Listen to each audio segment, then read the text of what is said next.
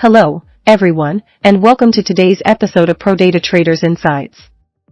I'm your host, Nidhi, and joining me today is our in-house stock market analyst.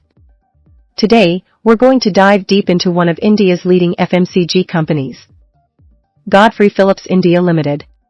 It's great to have you here. Thanks, Nidhi. It's always a pleasure to be here. GPIL has been making headlines recently with its strong financial performance and strategic growth initiatives, so I'm excited to break it all down for our listeners. Absolutely. GPIL is a company that's been around for decades, but it's been showing some impressive growth lately. So, let's get started. Can you give us a quick overview of GPIL and why it's such an interesting company to analyze? Sure, Nidhi. GPIL is one of India's leading FMCG companies, primarily known for its tobacco products. It's part of the KK Modi Group and has a strong domestic presence, especially in the cigarette segment. What makes GPIL interesting is its diversification into confectionery and its growing international footprint. The company also has a strategic partnership with Philip Morris International for the manufacture and distribution of Marlboro cigarettes in India, which gives it a competitive edge. That's fascinating. So, GPIL isn't just about tobacco anymore. It's expanding into other areas like confectionery and even sustainability initiatives. But let's talk numbers. How has GPIL been performing financially? Great question, Nidhi. GPIL has been delivering strong financial results. For the first 9 months of FY25, the company reported a 25% increase in gross sales value GSV, reaching 10,626 crores. Net profit before exceptional items grew by 25% YOY to 837 crores. The tobacco segment remains the core driver, contributing 98% of the total GSV, with domestic sales at 8,946 crores and international sales at 1,494 crores. Wow, that's impressive growth. But what about the confectionery segment? How is that performing? The confectionery business is still relatively small but growing. In 9M FY25, it contributed 56 crores to GSV, driven by innovative products under the Funda Golf brand. GPIL has also entered into a product supply agreement with Ferrero India, which is expected to boost this segment further. That's great to hear. So, GPIL is not just relying on its core tobacco business, but is also diversifying into other areas. Let's talk about their historical performance. How has GPIL grown over the years? GPIL has shown consistent growth over the past decade.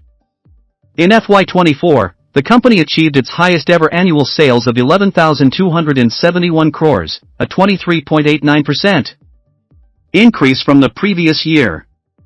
Net profit also grew significantly, reaching 884 crores, up from 608 crores in FY23.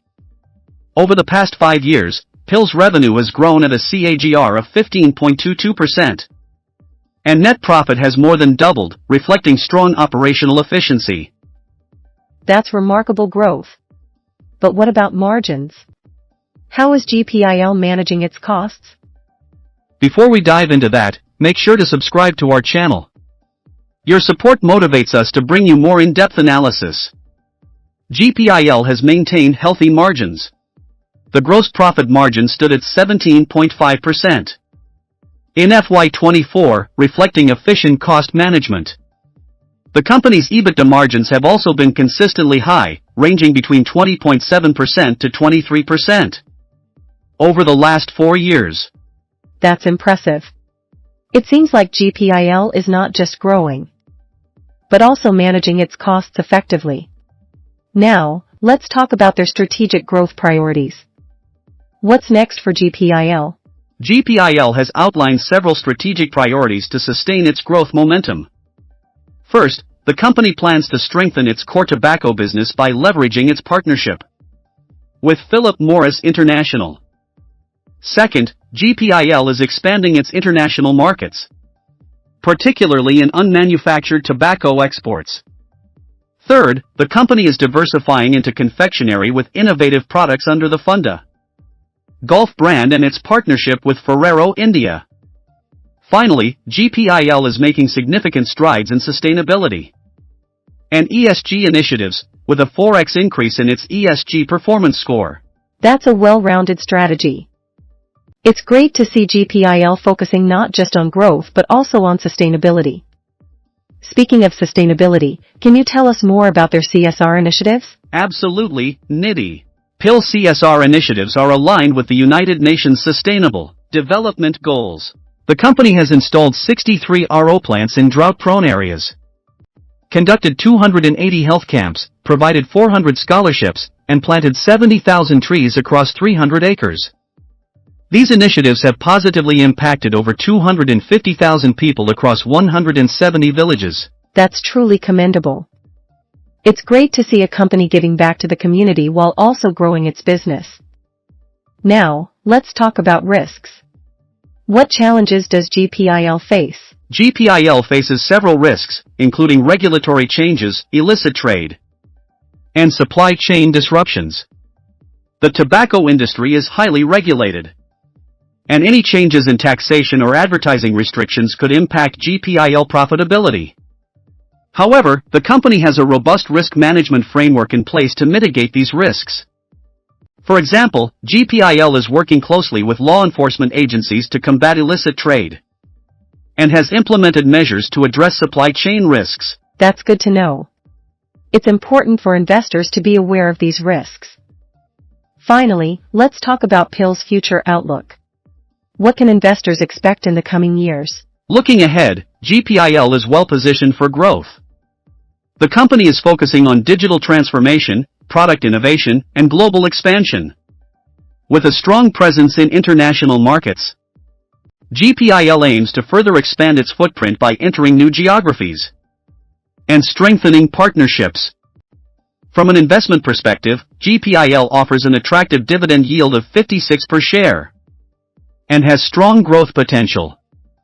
However, investors should be cautious of the stock's high valuation, with a PE ratio of 29.52, which is above the industry average. That's a great summary. It seems like GPIL is a solid investment option for long-term investors, but with some risks to consider. Thank you so much for breaking it all down for us. Thank you, Nidhi. It was a pleasure discussing GPIL with you and our listeners.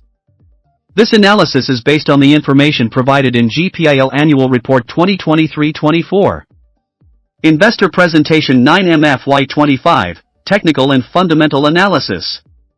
Investors are advised to conduct their own research and consult with financial advisors before making investment decisions. And thank you to our listeners for tuning in. Don't forget to subscribe to ProData Traders for more deep dives into the stock market. Until next time, happy investing.